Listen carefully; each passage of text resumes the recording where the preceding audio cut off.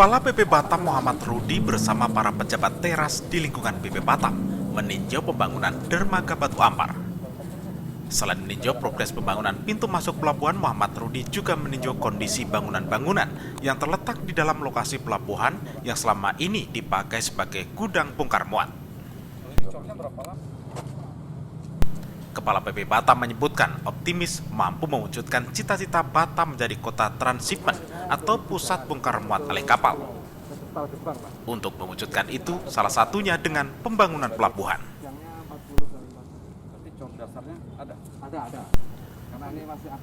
Rudi memahami potensi Selat Malaka dan Singapura yang banyak dilalui kapal. Untuk memaksimalkan potensi itu, Batam harus bersaing dengan Singapura dan Malaysia yang memiliki kapasitas pelabuhan peti kemas lebih besar. Rudi menyebutkan dermaga Batu Ampar sebagai salah satu andalan pendapatan BP Batam dari sektor penerimaan negara bukan pajak. Ke depan harus bisa bangkit dari kapasitas saat ini.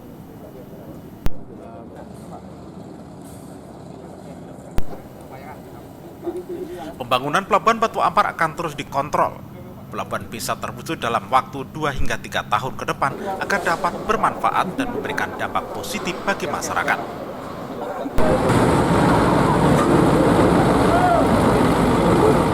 Saya hanya melanjutkan soal bergerak tidaknya, saya kira tergantung pimpinan masing-masing.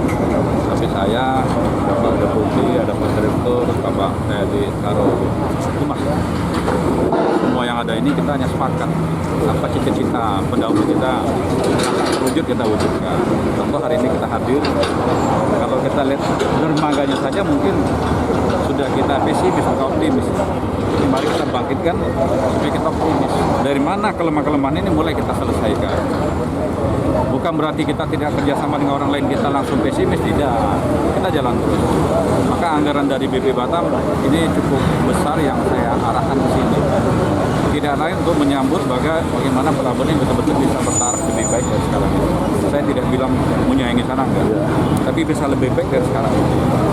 Kalau hari ini baru 450, ya satu waktu bisa 1 juta kan bagus juga. Untuk ngejar 1 jutanya apa yang mau kita siapkan?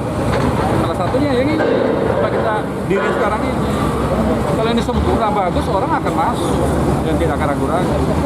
Untuk menyelesaikan ini maka kita perlu, maaf, saya, Pak Saril, kita harus tinjau. Kemudian memang tugasnya di sini. Kita tinjau kesiapan dan apa arahan kami dilaksanakan tidak. Memang perlu kontrol sebetulnya. Bukan mencari kelemahan, kesalahan, tidak. Perlu kontrol, mana tuh ada yang lupa, ya kita ingatkan. Supaya cita-cita mulia gitu ini bisa dalam waktu dekat, tidak dalam waktu panjang. Untuk waktu panjang bisa saja 100 tahun lagi baru terwujud. Jadi pembangunan kita 2-3 tahun ke depan ini sudah ada perubahan. Maka untuk perubahan itu tentu sebetulnya dari hati kita masing-masing. Apa yang kita bangun ini sebetulnya kan untuk kita. Kalau dari hati kita sudah sepakat, semua akan bisa, yakinlah. Kerja apa saja bisa. Tapi dari hati ini dulu. Supaya hati ini tidak berlawanan. Berlawanan apa? Apa yang diarahkan oleh pimpinan tidak sehati sama dia, ini akan berlawanan. Kalau berlawanan maka dia tidak kerja. Mudah-mudahan dengan kami sering datang sini, saya berharap adik-adik di pelabuhan ini sudah tergugah hatinya. Membangun semua ini untuk kita, anak kita dan cucu kita, terutama untuk bangsa ini.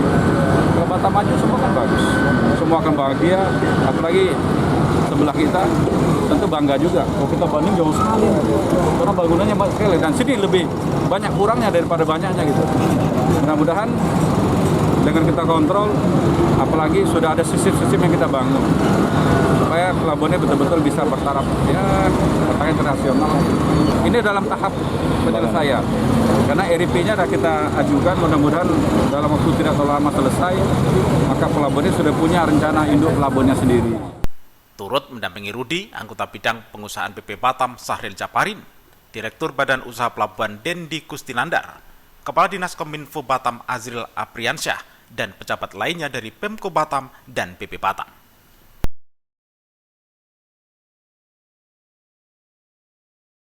Liston Manurung, Tim iNews memberitakan.